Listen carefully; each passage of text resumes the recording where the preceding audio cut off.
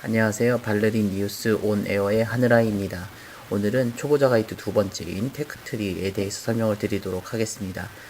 사실 이게 두 번째 녹음인데요. 지난번에 했었을 땐 제가 감기에 걸리기도 했고 여행을 준비하느라 좀 제대로 준비를 하지 못한 상태에서 해가지고 다시 녹음을 해가지고 좀 늦게 올려드립니다. 죄송합니다. 이제 카드를 어떻게 만드느냐, 즉 카드 테크트리에 대해서 설명을 하기 전에 이것을 얼마나 유튜브 채널을 얼마나 들으시는 분들이 계시는지 모르겠지만 굉장히 다양한 상황이 있을 수 있거든요. 그래서 제가 임의적으로 나눠봤습니다. 이것에 해당되지 않으시는 분들은 조금 스킵 하시면서 보시면 될 테고요. 기본적으로는 히스토리가 없으신 분들부터 어느 정도 웬만한 카드를 만드실 수 있는 분들까지 좀 커버를 하려고 다양하게 상황을 생각해 봤습니다. 일단 가장 먼저는 카드를 처음 만드시는 분들, 즉 히스토리가 없으신 분들의 경우인데요. 이런 경우는 이제 미국에 처음 오신 경우 아니면 사회 초년생들, 대학생들을 상대로 합니다. 이런 경우에는 크레딧 카드 히스토리가 없기 때문에 카드 만드는 게 굉장히 어렵습니다. 이게 왜 그러냐면 은행이라던가 카드 회사에서는 이 카드를 만들어줄 때 이 카드를 받는 사람이 과연 내가 빌려준 돈을 얼마나 잘 갚을 수 있는가라는 것을 알아야 되는데, 그러기 위해서는 이게 단순히 인컴 가지고서는 안 되거든요. 그 사람이 얼마나 잘 돈을 냈었는지 그것에 대해서 히스토리가 필요한데, 이렇게 카드 히스토리, 크레딧 카드 히스토리가 없으신 분들의 경우는 당연히 은행이나 카드 회사에서는 꺼려질 수밖에 없는 상황이 됩니다. 그렇기 때문에 이런 분들은 카드를 만드는 것 자체가 굉장히 어려운 상황이에요. 그렇다고 해서 카드 만들 수 없는 건 아니고요. 크레딧 카드를 빌드하기 위해서 가장 좋은 방법은 일단 자기의 주 은행을 먼저 뚫어보는 겁니다.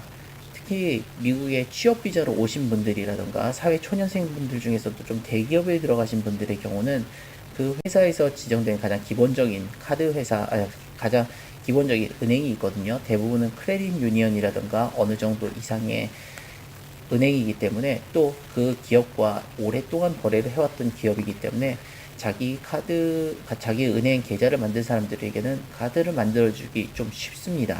그렇기 때문에 주 거래 은행에 가서 카드를 일단 열어보도록 노력하시는 게 좋습니다. 하지만 그렇게 한다고 해서 다 되는 건 아니거든요. 특히 대학생들의 경우는 주 거래 은행이라고 해도 그런 큰 돈이 없기 때문에 만들기 힘듭니다. 그런 경우에 이제 뚫어볼 수 있는 방법은 시큐어 카드입니다. 시큐어 카드가 무언가라고 하면, 일단 일반적인 크레딧 카드는 난시큐어 카드거든요. 난시큐어 카드라는 거는 은행이라든가 카드 회사에서 그 사람에 대해서 이미 난 당신을 믿으니까 내가 이만큼의 돈을 빌려주겠다라고 어떠한 담보물도 없이 그냥 카드를 내어주는 것들, 일반적인 크레딧 카드의 경우를 난시큐어드 카드라고 부르고요. 반대로 그 사람에 대한 어떠한 믿음이 없기 때문에, 신용이 없기 때문에 은행에서는 내가 당신에게 카드를 빌려주려면 나한테 담보를 맡겨라 하라고 하는 게 있습니다. 즉 자신의 시큐어드 카드를 만들어서 자기가 500불이건 1000불이건 그 돈을 은행에 넣어놓고 그 돈을 기준으로 그 돈을 담보를 맡기고 자기가 카드를 빌리게 됩니다. 이런 경우에는 데비카드와 차이가 없지 않느냐라고 생각하시는 분이 있을 수 있는데요. 데비카드와 이 시큐어드 카드의 차이는, 데비카드는 자신의 은행에 있는 돈을 그냥 카드라는 방법을 이용해서 돈을 사용하는, 즉 현금처럼 사용하는 방식이라면, 크레딧 카드는 여전히 이 돈을 담보로 맡겼다고 해서 이 돈을 바로 쓰는 건 아니고요. 스테이트먼이 나왔을 때 돈을 갚아나가는 방식이 됩니다. 또한 이 경우에 좋은 경우는 이 크레딧 히스토리를 쌓을 수가 있다는 거죠. 데비카드는 10년을 쓰건 20년을 쓰건 이게 크레딧 히스토리엔 전혀 들어오지 않기 때문에 시큐어드 카드를 쓰는 동시에 자신의 크레딧 히스토리가 만들어지는 거기 때문에 아주 중요한 카드이기도 합니다. 특히 시큐어드 카드는 대부분의 경우는 어차피 돈을 내고서는 빌리는 거기 때문에 대부분 만들어주고요. 그리고 일부의 경우는 연회비가 없기도 하지만 대부분은 연회비가 있습니다. 그렇기 때문에 은행이라던가 크레딧 카드 회사에서는 어느 정도는 반기는 점도 있습니다. 반대로 제가 리서치 해본 결과에는 캐피탈원의 경우는 시큐어드 카드에도 연회비가 없다고 해요. 그러니까 이런 걸 한번 찾아보시는 것도 좋은 방법일 것 같습니다. 하지만 이런 경우에도 단순히 그냥 이걸 평생 쓰는 게 아니라 한 6개월에서 1년 정도만 이용을 하고, 그리고 시큐어드 카드의 경우는 자신이 돈을 낸 만큼 담보를 맡긴 만큼만 쓸 수 있기 때문에 돈이 그렇게 많이 크레딧 리밋이 그렇게 높진 않아요. 그렇기 때문에 카드와 함께 현금이라든가 데뷔 카드를 함께 쓰시는 게 좋습니다. 그 외에도 디스커버 카드가 상당히 잘 열어주는 편이기 때문에 처음 시작하시는 분들의 경우에도 한번 노려볼 만한 카드가 아닌가 싶습니다. 이렇게 시큐어드 카드를 만들고 은행 카드를 만든 다음에 크레딧 점수도 조금씩 쌓이고 히스토리도 조금씩 쌓이는 분들의 경우에는 이제 나도 좀 더 좋은 카드를 만들어서 혜택을 받아야 되겠다 싶지만 아직은 좀 점수도 좀 낮고 히스토리도 좀 짧습니다. 그렇지만 크레딧 카드를 만들어서 혜택을 못 보는 게 아니에요. 그렇기 때문에 이 상황부터는 이제 조금씩 좀 더 체계적으로 카드를 만들고 하실 필요가 있습니다. 이런 분들의 경우는 가장 좋은 카드는 아멕스 카드예요. 사실 아멕스가 카스코의 유일한 카드 회사였었는데 이후에 비자로 넘어가면서 아멕스에서 굉장히 많은 회원수를 잃게 되고 이로 인해서 아멕스에서는 좀 더 공격적으로 회원을 유치하려고 하고 있습니다.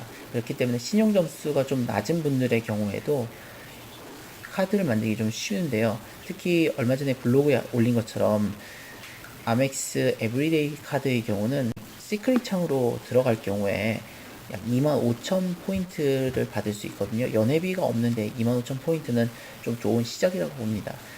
그 외에도 아멕스 SPG 카드, 스타워드 카드의 경우에는 연회비가 95불인데 그 카드, 아멕스 카드의 혜택 중에 하나인 뭐 익스텐디드 워런티라던가 아니면 해외 사용료가 없다라던가 하는 부분 때문에 처음 시작하시는 분들에겐 굉장히 좋은 카드 중에 하나이기도 합니다.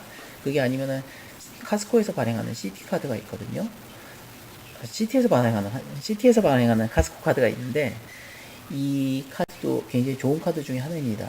사실 미국에 사는 사람들의 대부분이 카스코 멤버십을 가지고 있고 카스코 멤버십을 갖고 히스토리가 약간이라도 좀 있으면은 카드를 만들기 쉬운 편이에요.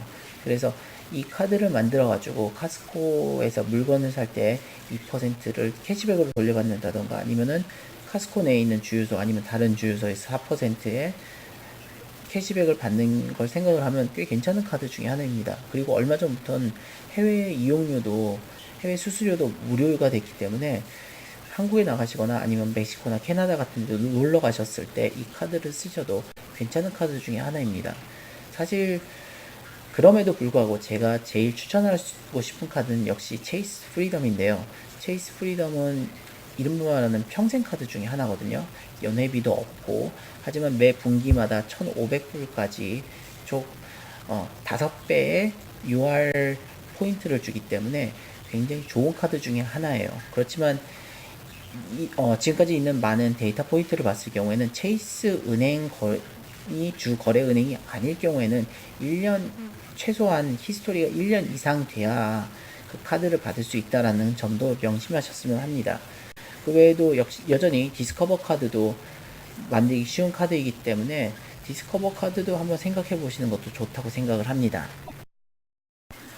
이제 이렇게 크레딧 카드를 좀 만드셔가지고 크레딧 점수도 괜찮은 편, 즉 한 600점 후반으로 넘어가고 히스토리도 한 1년에서 1년 반 이상이 되시는 분들의 경우는 좀 더 좋은 카드를 이제 노려보실 수 있습니다. 하지만 이런 경우에 제일 중요한 거는 체이스 카드를 먼저 만드는 건데요. 그게 왜 그러냐면 체이스에는 아주 독특한 룰이 있기 때문에 그렇습니다. 체이스에는 524 룰이라고 하는 게 있는데 이것은 카드를 어플라이한 시점에서 24개월 이전에 만든 카드의 숫자가 5개 이상이면 무조건 거절을 하는 그런 룰인데요.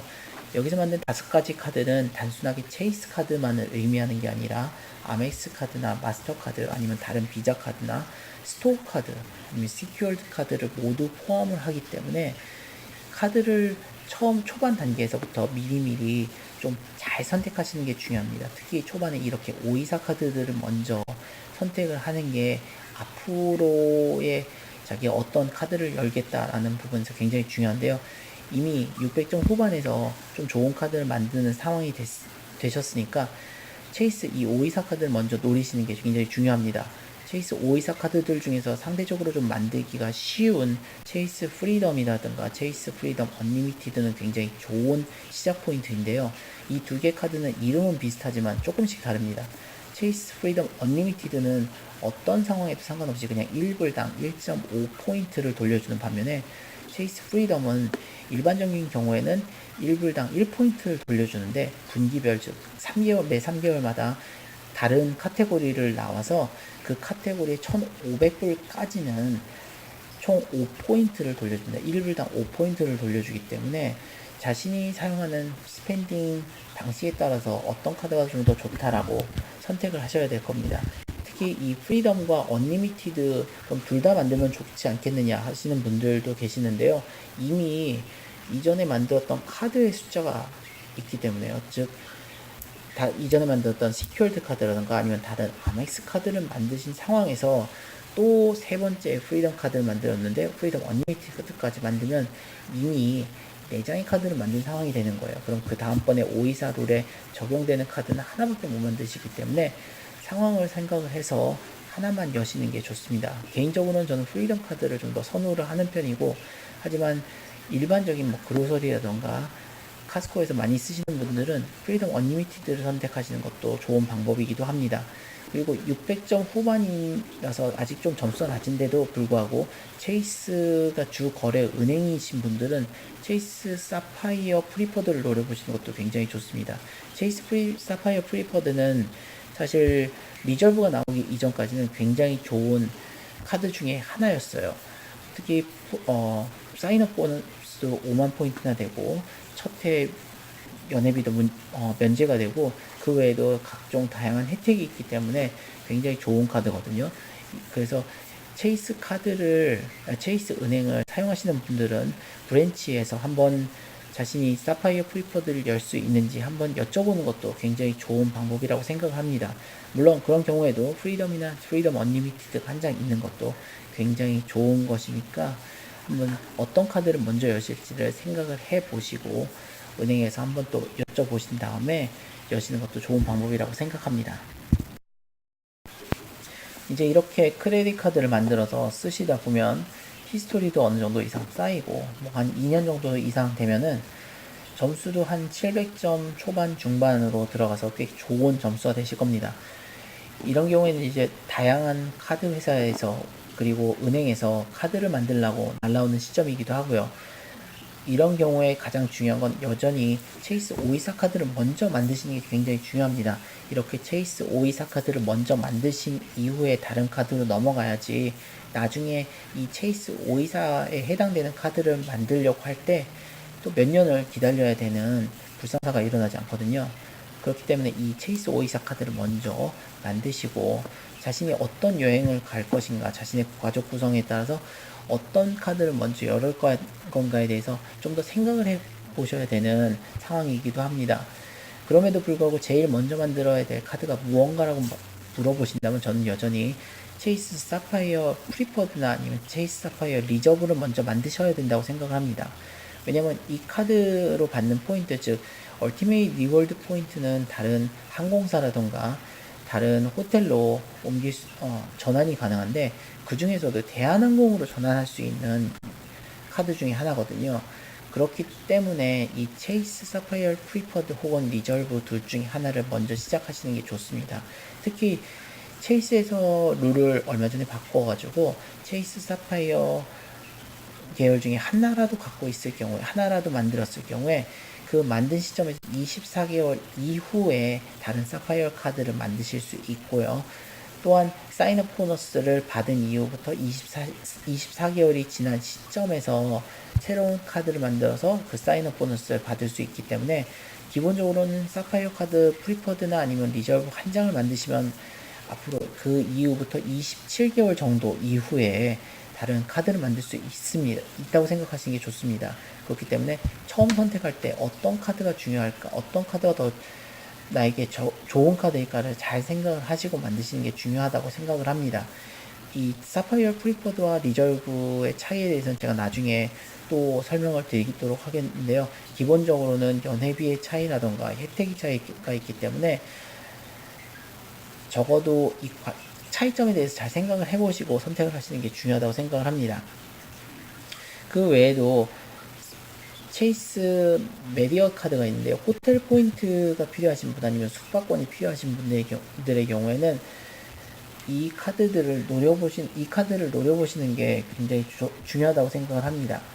특히 체이스 메리엇에는 메리엇 날고자고라고 하는 특별한 프로그램이 있어가지고 자신의 포인트를 일정 이상 모으면은 7박 숙박권과 항공사 마일리지를 전환할 수가 있거든요. 그렇기 때문에 이런 걸 노리시는 분들의 경우는 오이사 카드 중에 하나인 메리엇 카드를 먼저 만드시는 게 굉장히 중요합니다. 그 외에도 항공사 카드가 내가 필요하다, 항공사 마일리지가 좀 더 필요하다라고 생각하시는 분들은 자신이 어떤 여행을 갈 것인가에 따라서 유나이티드 에어라인 혹은 사우스웨스트를 노려보시는 것도 좋습니다. 유나이티드 에어라인은 당연히 미국에서 한국으로 여행을 가실 분들 아니면 한국에서 미국으로도 오시는 분들을 위해서 마일리지를 쓰시는 분들에게 굉장히 중요한 카드 중에 하나인데요. 이 유나이티드 에어라인은 미국의 거의 대부분의 공항에서 출항을 하고 최소한 뭐 한 번이라든가 아니면 직항으로 한국에 가실 수 있기 때문에 꽤 좋은 카드 중에 하나입니다. 또 체이스 사파이어 계열로 만든 얼티메이트 리월드 포인트를 유나이티드로 옮길 수도 있고 하기 때문에 꽤 괜찮은 카드 중에 하나이고요. 그런 반면에 미국 국내 여행을 좀 더 노리겠다라고 생각하시는 분들은 사우스웨스트도 꽤 좋은 카드 중에 하나입니다. 뭐 마일리지에 관련돼서 복잡하게 생각할 것도 없이 레비뉴, 즉 비행기 표값에 따라서 마일리지가 바뀌기 때문에 마일리지 쓰는 것도 상대적으로 현금에 가깝게 쓰실 수도 있고요. 무엇보다 사우스웨스트의 가장 큰 특징인 컴패니언 패스를 노려볼 수 있다는 점 때문에 그렇습니다. 컴패니언 패스는 사우스웨스트 포인트 11만 포인트를 캘린더 이어, 즉 1월 1일부터 12월 31일 사이에 11만 포인트 이상을 모으시는 분들에게 주는 혜택 중에 하나인데요. 그걸 받은 시점에서 그 다음에 12월 31일까지 컴패니언 패스에 이름이 적힌 사람과 본인이 같이 여행을 할 경우 컴패니언 패스를 갖고 계신 분의 텍스와 수수료만 내면은 두 분이서 한 표 가격으로 여행을 갈 수 있다는 점이 좋습니다. 특히 이렇게 11만 포인트를 모은 시점에서는 대부분의 곳을 상당히 무료로 여행하실 수 있기 때문에 거의 1년 이상을 두 분이서 굉장히 저렴하게 여행을 가실 수 있다는 점이 장점이고요. 대신에 사우스웨스트의 경우는 미국과 캐리비안 지역 정도만 커버가 되기 때문에 해외여행, 즉 캐나다라든가 아니면 뭐 아시아권, 유럽권으로 놀러 가실 분들의 경우는 사우스웨스트는 약간 좀 떨어지는 카드라고 볼 수도 있습니다. 하지만 여전히 여행을 많이 다니시는 분들의 경우는 사우스웨스트 컴패니언 패스를 노리고서 카드를 만드시는 것도 좋은 방법인데요. 그 중에서도 사우스웨스트 카드는 카드가 두 장이기 때문에 11만 포인트 넣는 게 상대적으로 쉬워요. 그래서 연초나 아니면 연말쯤에 자신의 사인업 보너스 받는 시점을 잘 조절을 해서 1월 1일부터 12월 31일까지 받는 포인트가 11만 포인트가 넘을 수 있도록 잘 조절을 하신 다음에 카드를 만들면 좀 저렴하게 미국 내에서 혹은 캐리비안까지 여행을 다니실 수 있습니다. 특히 결혼하신 분들 아니면은 4인 가족에 아이가 있으신 분들은 사우스웨스트로 여행을 가시면은 굉장히 편하게 가실 수 있기 때문에 자신이 초반에 특히 포인트 마일리지로 혜택을 봐가지고 다른 분들 뭐 예를 들어 결혼한 분 배우자에게 이렇게 카드를 만들어가지고 내가 좀 더 여행을 다녀야겠다, 우리 같이 여행을 다니자라고 이야기해보기 좋은 카드 중에 하나이기도 합니다. 좀 지금 시간이 벌써 새벽 1시가 되어가고 있거든요. 그러니까 좀 횡설수설한 게 없잖아 있는 것 같은 약간 그런 불길한 예감이 듭니다. 그래서 간단하게 설명을 드리자면, 이제 히스토리가 없으신 분들, 이제 처음 카드를 만드신 분들은 시큐어드 카드라던가 주 거래 은행의 카드를 먼저 시작을 하시고요. 그러고선 한 6개월에서 1년 정도 지난 시점에서는 이제 좀 더 일반적인 크레딧 카드 중에서도 만들기 쉬운 카드, 즉 아멕스 카드라던가 아니면 시티카스코 카드 아니면 체이스 프리덤 카드 같은 거를 만들어서 크레딧 카드를 사용하시는 게 중요합니다. 그러고선 크레딧 히스토리가 이제 1년 이상 1년에서 1년 반 정도 지난 시점에서는 이제 체이스 524 카드 중에서 좀 쉬운 카드인 프리덤이라던가 프리덤 언리미티드 아니면은 점수라던가 아니면 상황에 따라서 체이스 사파이어 프리포드를 열고 사용하시는 게 좋습니다. 그렇게 사용하시다가 크레딧 히스토리가 한 2년 이상 되고 점수도 굉장히 좋아지는 상황에서는 체이스의 524 카드들을 노려보시는 게 좋습니다. 말씀드린 것처럼 체이스 사파이어 계열들 아니면 메리어 카드, 사우스웨스트나 유나이티드 에어라인 카드를 자신의 상황에 따라서 자신이 여행 가고자 하는 패턴에 따라서 선택해서 만드시는 게 중요합니다. 그렇게 해서 만드는 카드가 24개월 동안 만드는 카드가 5개가 넘어서 이제 더 이상 524 카드를 만들 수 없다는 상황이 되면은요, 좀 다른 카드로 이제 눈을 돌릴 때가 되는 거죠.